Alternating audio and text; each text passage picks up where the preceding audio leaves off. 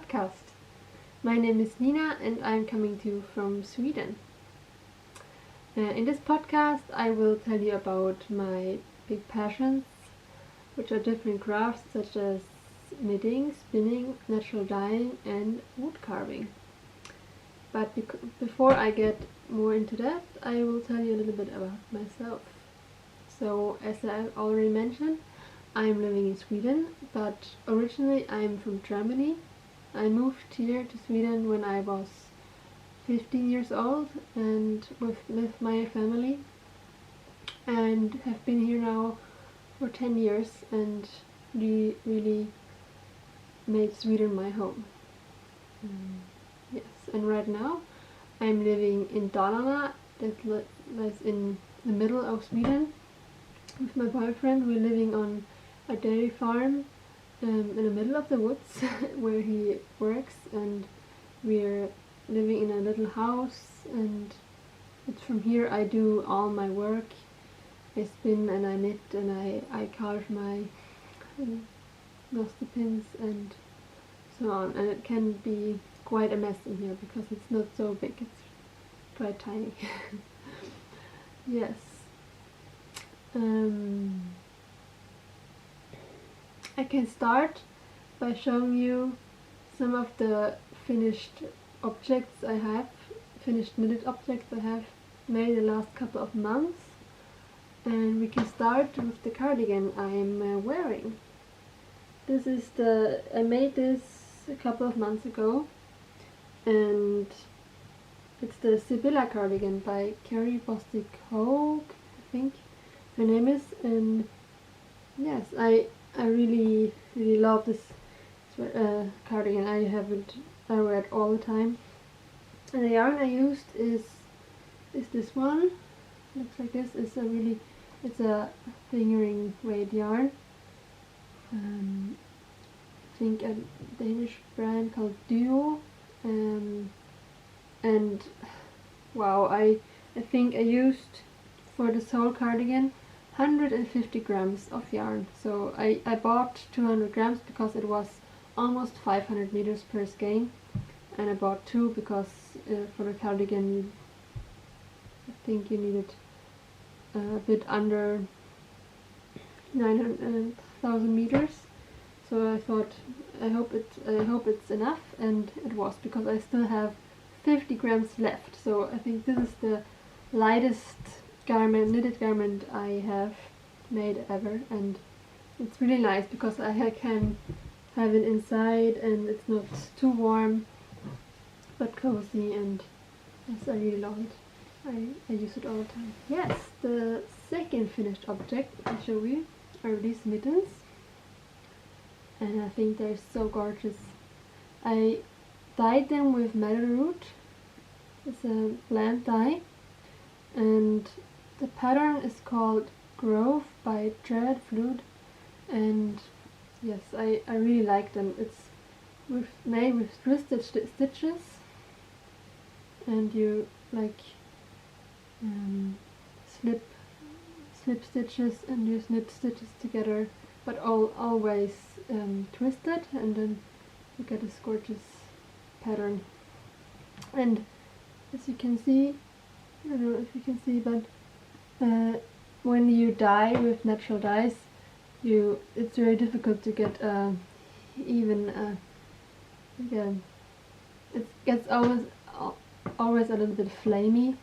Like here is more orange, here is more red, and I think it really fits the pattern because it looks like flames going up, and I think it's really beautiful with this red, and I really want to knit them for me as well, maybe in a different color, but yeah, I really like them, and my boyfriend loves them, so that's great. Yes, the last finished object I can show you is my own mitten, my own pattern. I released, I think, last week, 2 weeks ago, and these are the Moonlight traveler mittens, and they look a bit worn already. I used them a lot, and I think I have to knit another pair soon. And yes, you can find the pattern on Ravelry in Swedish and in English, and right now I'm translating the pattern into German as well, and I hope it will be finished next week sometimes. So yes, and this is the first pair I knitted even before the pattern was completely done, and I made a little change in the finished pattern. You can find a Ravelry. The moon is separated from the top, so you can see it a little better, and the moon and the thumbs are mirrored, so they not look the same. It's like on on this pair they look the same, but in the finished pattern I mirrored the moons. Yes, I think that it was all I changed. And yes, and right now, the last couple of weeks, I dyed a lot of yarn to make mitten kits. I will sell them in my Etsy shop, and I will come to that later. So we can go on to works in progress now, and then I can tell you a little bit more about natural dyeing later. So one work in progress I have are these socks. These are the Blomst socks by, let me see, Jessica Gore, and I think this pattern was in the second issue of Len magazine. And yes, me and my mom and my sister, they made a little knit along, and they are already finished, but I have just one because I run out of yarn and I haven't found the exact same yarn, so that one is on hold right now, so I hope I can finish it soon, the other one. But I think the pattern is really beautiful. Yes, and the yarn I used is a nettle yarn. I think it was 70% wool and 30% nettles, and I think it's superwash. As well. And yeah, it will be interesting to see how strong they are, because I usually get holes in my socks quite fast because I wear them a lot in winter time. So that will be interesting. Another work in progress I have is a hat pattern I'm designing right now, and it looks like this, and as you can see it looks a little bit like this as well. Yeah, and I hope I will finish it soon and write the pattern so I can publish it soon as well. And the yarn I used for that is my own hand-dyed yarn. It's dyed with indigo, and I will tell you about that yarn a little later. The last work in progress I haven't really started yet, but I will maybe today or tomorrow, with this gorgeous yarn from Ovis, etc. And the blend is, let me see, 60% wool, 20% rami and 20% silk. So it's really soft and shiny and beautiful, and the colors are so beautiful. I think I'm really looking forward to knit a pair of socks, and the socks I will knit the Tulsi socks by Verena Course, because I actually won this yarn in a knit along hosted by Dunkelgreen, Anna from the Dunkelgreen podcast, and I won the first prize, and the knit along was for the Ovis etc. socks. So the first prize was yarn from Ovis etc. and a pattern from Verena Course.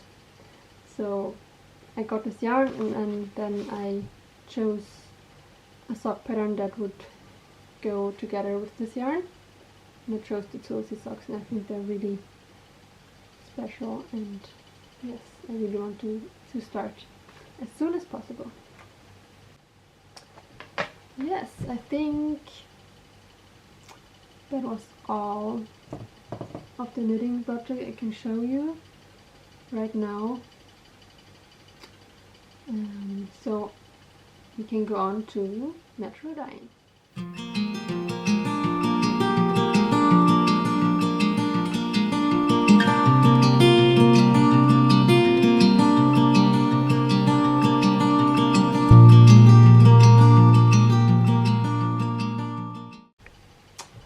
So, natural dyeing. I have dyed a lot the last couple of weeks, and I can show you some of the skeins I dyed in different colors. I'll tell you a little bit about the blends and dyes I use for the dye. Let me see.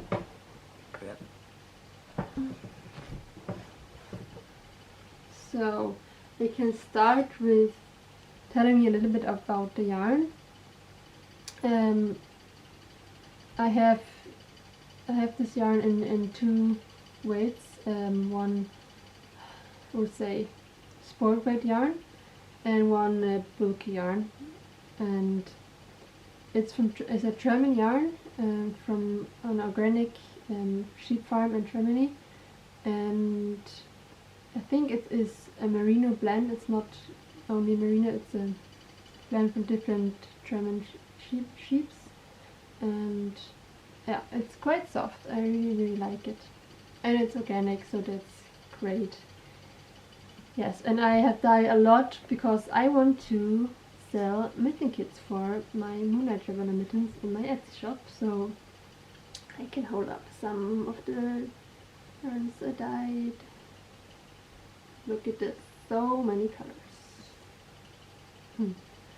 So I can start by telling you a little bit about the dyes. I can start with this yellow one. This one is dyed with turmeric. I have a big bag this powder, and it really smells quite spicy. And I think I really love the yellow that it gives, and yes. The only thing I don't like with this turmeric is it takes ages to wash out the yarn after dyeing. I think it took me 20 minutes or 25 minutes to wash out one skein until it was clean. The water was clean, and I think I dyed 5 or 6 skein in one bath, so it took me ages to wash out everything, and yes, that's a little bit sad, but oh well, it gives this beautiful color, so yes. The next that I can show you is, already showed you, but this is madder root. These mittens I dyed madder, and this beautiful red, and madder root looks like this. I have a big bag of this as well, and as you can see, it's roots, dried red roots, and you boil them for an hour, and then you can dye. And when you dye with madder root, you need to mordant the yarn before with alum, I think it's called, so the color sticks on the yarn, because otherwise it will not be so strong. I think it will stick a little bit, but not that strong. And when you don't need to mordant yarn when you, for example, dye with turmeric, because it sticks on everything, I think. And you don't need to mordant yarn when you dye with indigo. But you need to, or I think it's good to mordant yarn when you dye with cochineal.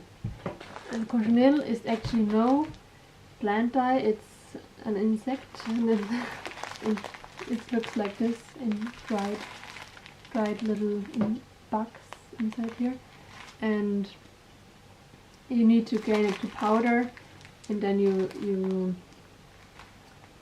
boil it, and then you can dye. And you don't need to mordant your yarn before, but I think the color will be more will be much stronger if you do. For example, these two skeins, it's gray base on both, and I had it in the same bath for exactly the same time. But this one I mordant before with alum, and this one I did not, and you can see the difference between these two. So the stronger on this got much popped a lot much more than on this one. And I think it's still beautiful, but a lot different. So it always depends on how you want it, and that's the charm when you dye with natural dyes. You almost never can expect the same result from each time. So yeah, it's really difficult to have the same color base yes, for each time. So if you want to be completely sure to have the same color, you have to use the same mordant and the same dye bath, and then you get the same. But then it's really difficult to get even color, because if you see here, on some places it's more orange, and then on other places it's more yellow, and so. But I think it's beautiful, and it's a little bit flamey, and it's a little bit easier with indigo, because when you dye with indigo, I can show you some of the yarns. Here I have three different. You can, if you just dip it quickly, then you get just a light blue, and when you dip it for about 10 minutes or so, or 15 minutes, you get a darker blue. And if you want it even darker, you can dip it once more or twice more, and then the color gets darker and darker each time. So you can choose a little bit more how you want your color to be. Of course, you can always dye over with other dyes, but then you need to make another bath, a new bath, and it takes quite a long time. Because if you dye with, for example, a madder root, you have to cook the madder roots for an hour, and then you can dye for an hour. And for example, when you dye with other plants, with birch leaf or onion skins, you have to make a soup, and then you can dye. And before that, you have to mordant your yarn for an hour. Mordant my yarns, I usually take about 20 grams for 1 kilo of yarn, and in a lot of older books you can find recipes there. It says you have to take 20 grams for 100 grams of yarn, but I think it's way too much. I usually just take 20 grams for 1 kilo, and I think it's really enough. And then I dissolve the alum in the hot water, and have my yarn in it, and mordant it on 90 degrees for an hour or so, and then it's ready to dye. Yes, and of course you can always dye over when you're not satisfied or want a different color. For example, it's really difficult to get a bright green with natural dyes. Often when you dye with different plants, you get different kinds of yellows. And one thing you can do is to dye over with indigo. So this one was this color before, and then I dipped it into indigo just a few minutes and got this really beautiful green color. And you also can, if you want a bit more, if you, for example, this one is dyed with cochineal, and if you want a more purple color, you can dip it into indigo just a few minutes, and then the color gets darker. I think I have a skein like that. Yeah, for example, this one was this color before I dipped it into indigo 4 minutes or something, and yes, I really like it, because you can see in some places it's more pink, and then some places it's more bluish, and yeah, purple, and it's just really quite beautiful. So yes, here I have one more really dark blue indigo dyed skein. So you see, you can get a lot of different shades of blue with indigo, for example. So that's really great. And yes, the next couple of days I will make different kits, different colors for the mittens, and then you can find them in my Etsy shop next Sunday, the 28th, I think that will be. I don't know yet what time I will open my shop, but I will let you know in time on my Instagram page. So, and I think I can make at least 10 or 12 kits in different colors, different blue colors, and yellow and green and red, and maybe some purple as well. Yes. I think that was all I can tell you about natural dyeing today. If you have some special questions you want to know about, then let me know, and I will tell you more about natural dyeing in the next episode. But now we can go on to spinning.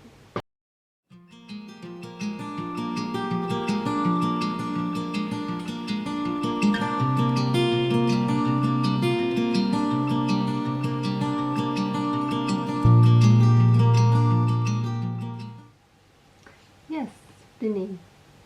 I have an Ashford Traveler that I really like, and I bought her last year, and was it the year before? I think 2016 it was, yes. And I used her quite a lot. Right now I have a bigger project going on. I can show you how it looks like, the yarn. It's Gotland lamb's wool I use, and I want to spin yarn for the Telia sweater by Jennifer Steingasser, her name is. And the funny thing is that I watched Anna's podcast, Dimple Green podcast, a few months ago, and she mentioned that she wanted to spin yarn for a sweater, and this time I already had the idea to spin yarn for this sweater, and I thought, oh, that's funny that she had the same idea to spin yarn for sweater, but I didn't know yet what sweater. And then she mentioned what sweater, and it was the Telia sweater. And I wrote to her and said, if I'm going to start a podcast, we have to do a knit along when we both are finished and have enough yarn to start. And I think it will take some more months to finish it, but we'll see when we can start the knit along. Maybe next winter. Yes, but the yarn is quite soft because it's lamb's lamb's wool. I think often goat lamb's wool is not so, it's a little bit sticky, and I'm a little bit sensitive around my neck, so, but I think lamb's wool is fine. It's yeah, I think it could work. And I'm just spinning this gray, this kind of gray, but then I want to dye some different colors with indigo, and maybe with turmeric you get some dye over with indigo, so you get some greens and maybe some browns. And brown you can get when you, for example, with different barks, for example juniper bark or spruce bark, you can get a nice brown color. So I will try that, I think. Yes, and I need to show you something I found at a charity shop a few weeks ago. What's this one? Look at it, it's so cute. little spinning wheel, and it actually can like do this. Yeah. And it says here, I think Nelpes, Finland, 1960. So almost 60 years ago someone made this spinning wheel, and yeah, I think it's really pretty. And I have it in my, like, in the window, and looks pretty. Yes, the last thing I want to show you are my nostepinnes. Nostepinnes. I don't know really how to pronounce it. I think it's a really funny word, so I just say nostepinnes, so how, like we say in Sweden. And I can tell you a little bit how I started and why I started carving these, and how I got into carving. And I think it started, I always liked to carve already when I went to school, but I didn't really did it a lot, or yeah. But then I think 3 years ago now, I went to a folkhögskola in Härjedalen, that's in northern Sweden, and I went a course in the traditional textile crafts like weaving, spinning, yeah, everything from shearing the sheep to spin the wool and knit a garment, or weave like fabric and sew your own garments. Yes, and every Friday we had wood carving lessons, so to say, where we learned how to carve different things we could use for textile crafts like knitting noddies or drop spindles and nostepinnes. And before I went to that school, I never had heard about nostepinnes before, so it was quite a new thing to me. And the first nostepinne I carved in this lesson was with a little cat on top. I don't have it anymore, I gave it away. But I used it a lot after this time, and thought it was a really great idea. But yes, and it was the only nostepinne I carved for years after. So I think it took me 3 years before I made a new one. My mom asked me if I could make her a nostepinne with a little fox on it, and I said yes, of course, and I made her one, and she put a picture of this one on her Instagram page. And at this time I didn't have Instagram, and I didn't know what it was and for what purpose you could have it, and so I was really surprised when my mom told me that so many people had liked the picture and asked if I could carve more, and I was really surprised, and I made myself an Instagram account and to look what all the fuss was about, and yes, and so there were two women asking me if I could carve a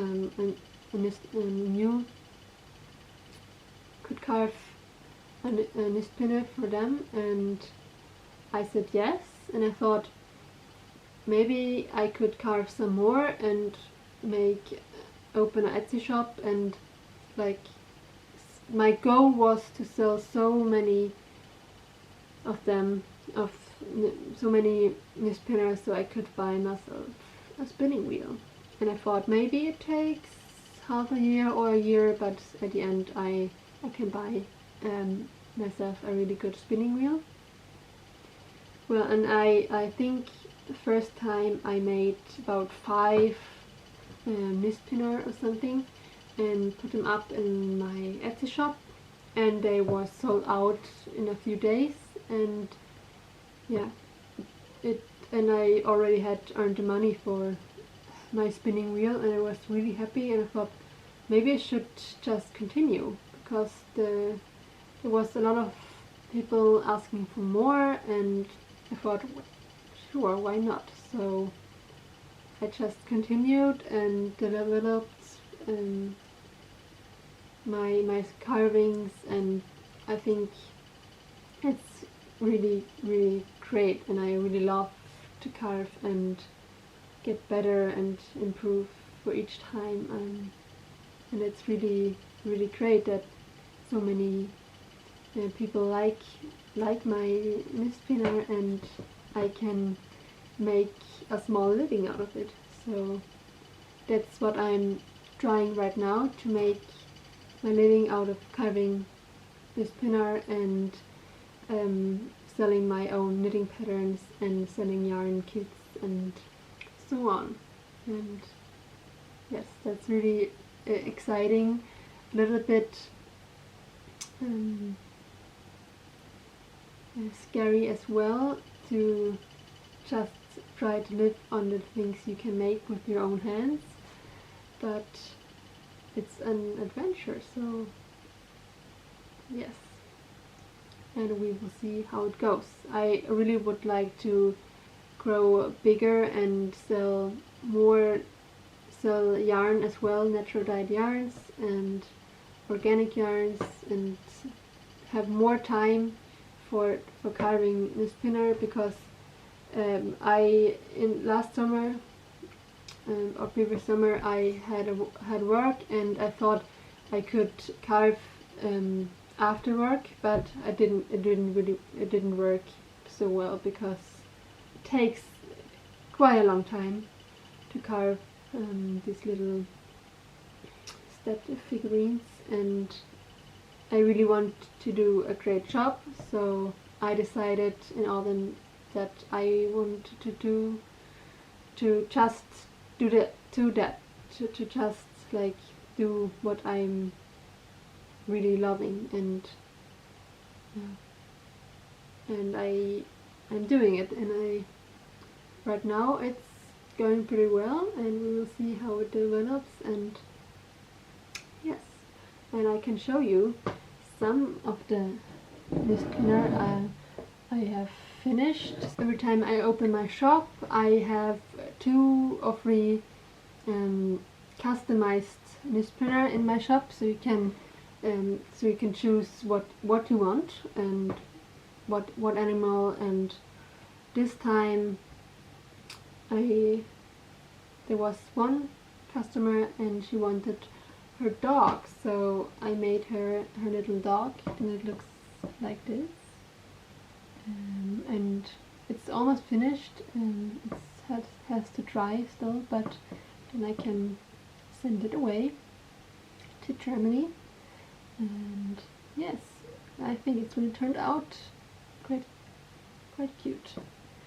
And then I also made this little dark owl, also a customized order, and which will go to the UK, I think.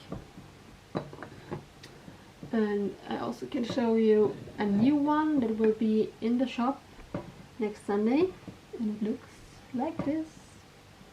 And I think that is the prettiest new spinner I have made so far.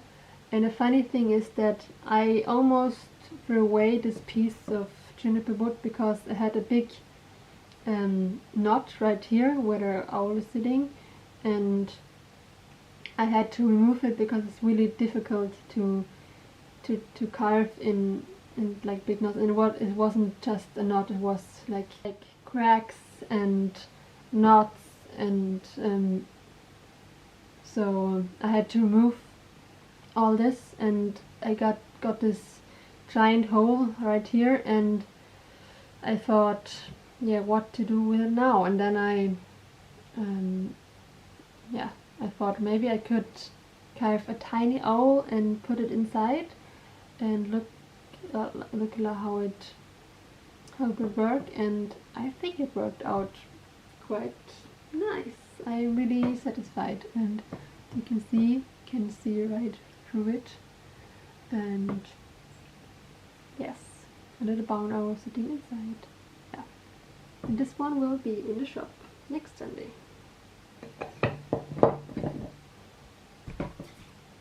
Yes, I think that was all I had to tell you for this time. I hope you liked it, and yeah, come back for the next episode.